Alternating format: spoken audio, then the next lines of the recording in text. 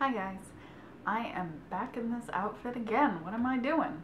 I decided to film a bunch of videos, just kind of get them all out of the way, and I just couldn't be bothered to switch up the outfit and accessories to pretend that I didn't do them all at once. So this time I'm just doing a little kind of collective haul, as it were, of things that I picked up recently that I thought I'd show you guys that I hadn't mentioned from what I can recall on my blog or in videos. First thing up is a moisturizer, and it's from Cetaphil Dermacontrol, which I believe is a whole different new line that they are carrying. This one is a oil control moisturizer with sunscreen, broad spectrum SPF 30, formulated for acne prone skin. So the oil control, the SPF 30, and the acne prone skin is really what kind of drew me into this. I have very oily skin. Like I've mentioned before, I need to blot 3 to 4 times a day, usually while I'm at work during the summer, which is craziness. So I've just been trying to see if there was anything that I could use that would keep that down. You know, I know that I have a lot of oily skin, especially around my chin. My nose and my forehead are really what get the most oily, you know, kind of classic, obviously. But my chin is also extremely acne prone, so I keep it down to a minimum with my current products, but I really like the idea that this one was, you know, meant for people with skin very much like mine that also has a lot of SPF, that I can be out in the sun for a couple hours and not worry about it and not have to wear a separate sunscreen underneath. So far I've really been liking it, and I like that it does come out in a pump. Just makes it a little bit easier to deal with. Something else that I picked up a little while ago was a Laura Mercier minerals, or mineral I should say, powder, SPF 15 and soft porcelain, which is the lightest shade that she carries and actually is quite light. So that's really nice. It is, I think, either a little yellowish or beigeish toned. It's fairly sheer, but it really seems to match my skin well, and so far I've really been liking that. I'm not wearing it today, however. I decided to use foundation today just because I haven't in a while. But kind of day to day, this is what I've been wearing to work. Next thing that I got recently was that my Lorac behind the scenes eye primer.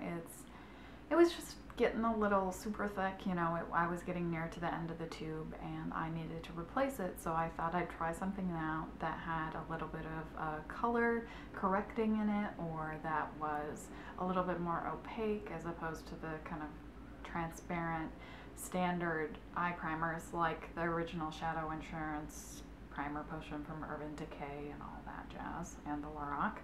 So I picked up this Too Faced Shadow Insurance and Lemon Drop. It does not have shimmer like Candlelight, which I do have and is like super duper shimmer. And it just has a very light yellow tone. It's not a full-on opaque color. So it just kind of shears out and does a little bit of color correcting on your lid.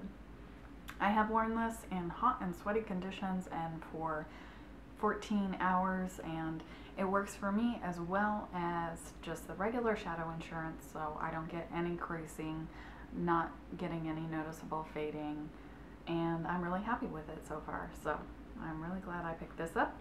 I had read some reviews that said it didn't work as well as the original for people, but for me it works the same, and I had really good luck with the original Shadow Insurance, so I was happy about that. Another thing that I got, I'm going to blame Angie from Your Beauty Fashion Fitness, your BFF. She had mentioned, retweeted, G from Nouveau Cheap, this sale for Butter London. You had like a selection of trios that you could get for $21 on their site with no shipping.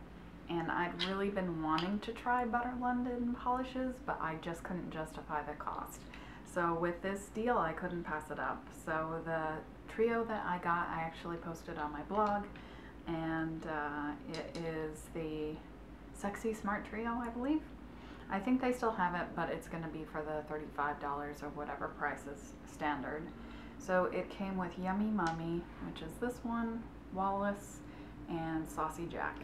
The only one I wasn't too excited about is Saucy Jack, which is just kind of a more standard red, but I don't have a lot of red polishes, so I'm sure if the formula works well, I'll be using it, you know, for my toes and that kind of thing. I don't tend to wear red on my nails. So everybody knows that I've really been liking these Mercier lip glacés and just rambling how awesome they are because they keep my lips from peeling. And I had picked up Bare Naked from the Neiman Marcus that's by my work, and it had that smell like it had turned, and it wasn't just kind of the smell as you put it on, but after you put it on and you'd breathe in and you get that kind of funky motor oil smell.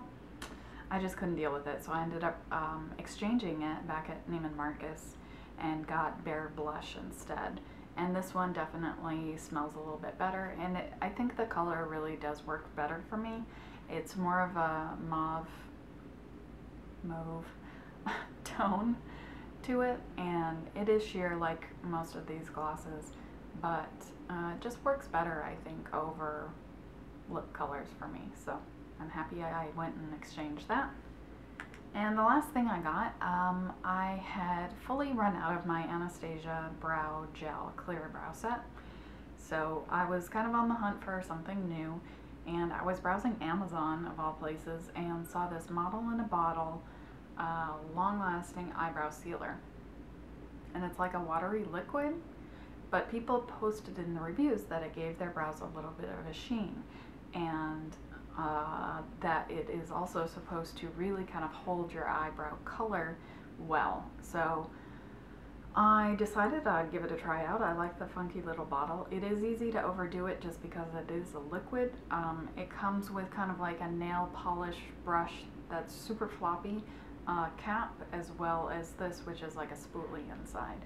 So I've been using the spoolie. I found that was a lot easier to use, and it really does hold your brows in place, very similar to the Anastasia. Just don't use too much, otherwise it feels very like dry and crunchy.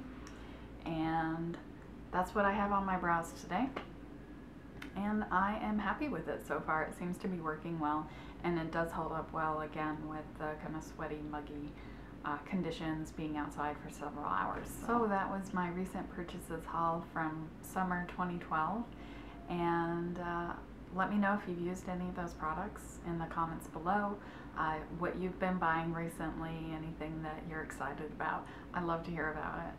I'll see you soon, guys. Thanks for watching.